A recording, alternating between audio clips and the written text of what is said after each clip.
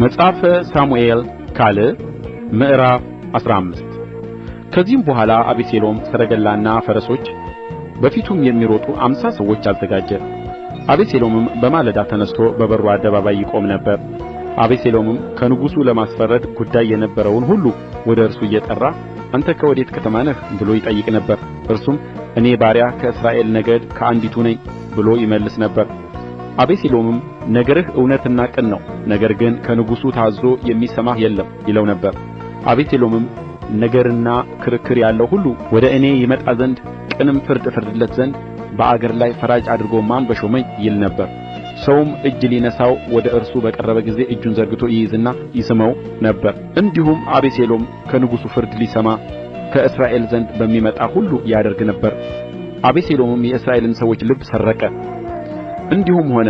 ከ4 ዓመት በኋላ አቤሴሎም ንጉሡን ለእግዚአብሔር የተሳልሁትን ስእለት ለመስጠት ወደ ኬብሮን እባክህ ልሂድ፣ እኔ ባሪያህ በሶርያ ጌሹር ሳለሁ እግዚአብሔር ወደ ኢየሩሳሌም ቢመልሰኝ ለእግዚአብሔር መሥዋዕት አቀርባለሁ ብዬ ስእለት ተስዬ ነበር አለው። ንጉሡም በደኅና ሂድ አለው። ተነሥቶም ወደ ኬብሮን ሄደ። አቤሴሎምም በእስራኤል ነገድ ሁሉ የቀንደ መለከት ድምፅ በሰማችሁ ጊዜ አቤሴሎም በኬብሮን ነገሠ በሉ የሚሉ ጉበኞች ላከ። የተጠሩትም 200 ሰዎች ከአቤሴሎም ጋር በየዋህነት ከኢየሩሳሌም ሄዱ። የሚሆነውንም ነገር ከቶ አያውቁም ነበር። አቤሴሎምም የዳዊት መካር የነበረውን የጊሎ ሰው አኪጦፌልን ከከተማው ከጊሎ መሥዋዕት በሚያቀርብበት ጊዜ አስጠራው። ሴራውም ጽኑ ሆነ። ከአቤሴሎምም ጋር ያለው ሕዝብ እየበዛ ሄደ። ለዳዊትም የእስራኤል ሰዎች ልብ ከአቤሴሎም ጋር ሆኖአል የሚል ወሬኛ መጣለት። ዳዊትም ከእርሱ ጋር በኢየሩሳሌም ያሉትን ባሪያዎችን ሁሉ ተነሱ እንሽሽ፣ ያለዚያ ከአቤሴሎም እጅ የሚድን ከእኛ የለምና መጥቶም እንዳይዘን ክፉም እንዳይመጣብን ከተማይቱንም በሰይፍ ስለት እንዳይመታ ፈጥናችሁ እንሂድ አላቸው። የንጉሡም ባሪያዎች ንጉሡን እነሆ ጌታችን ንጉሡ የመረጠውን ሁሉ እኛ ባሪያዎችህ እሺ ብለን እናደርጋለን አሉት። ንጉሡም ከእርሱም በኋላ ቤተሰቡ ሁሉ ወጡ። ንጉሡም 10 ሴቶች ቁባቶቹን ቤቱን ይጠብቁ ዘንድ ተወ። ንጉሡም ከእርሱም በኋላ ሕዝቡ ሁሉ ወጡ፣ በቤት ሜርሐቅም ቆሙ። ባሪያዎቹም ሁሉ በፊቱ አለፉ። ከሊታውያንና ፈሊታውያንም ሁሉ ከእርሱም በኋላ ከጌት የመጡት 600ም ጌታውያን ሁሉ በንጉሡ ፊት አለፉ። ንጉሡም የጌት ሰው ኢታይን ከእኛ ጋር ለምን መጣህ? አንተ ከስፍራህ የመጣህ እንግዳና ስደተኛ ነህና ተመለስ፣ ከንጉሡም ጋር ተቀመጥ። የመጣኸው ትናንት ነው፣ ዛሬ ከእኛ ጋር ላዙርህን? እኔ ወደምሄድበት እሄዳለሁ፣ አንተ ግን ተመለስ፣ ወንድሞችህንም ከአንተ ጋር ውሰድ፣ እግዚአብሔር ምሕረቱንና እውነቱን ያድርግልህ አለው።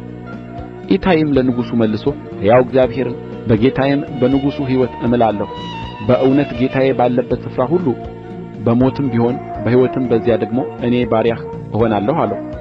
ዳዊትም ኢታይን ሂድ ተሻገር አለው። የጌት ሰው ኢታይና ሰዎቹም ሁሉ ከእርሱም ጋር የነበሩት ሕፃናት ሁሉ ተሻገሩ። በአገርም የነበሩት ሁሉ በታላቅ ድምፅ አለቀሱ። ሕዝቡም ሁሉ ተሻገሩ።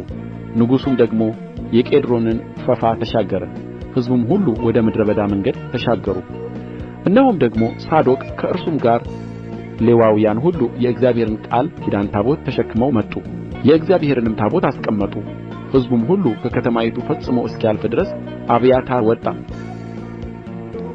ንጉሡም ሳዶቅን የእግዚአብሔርን ታቦት ወደ ከተማ መልስ፣ በእግዚአብሔር ዓይን ሞገስ አግኝቼ እንደሆንሁ መልሰው፣ እርሱንና ማደሪያውን ያሳየኛል።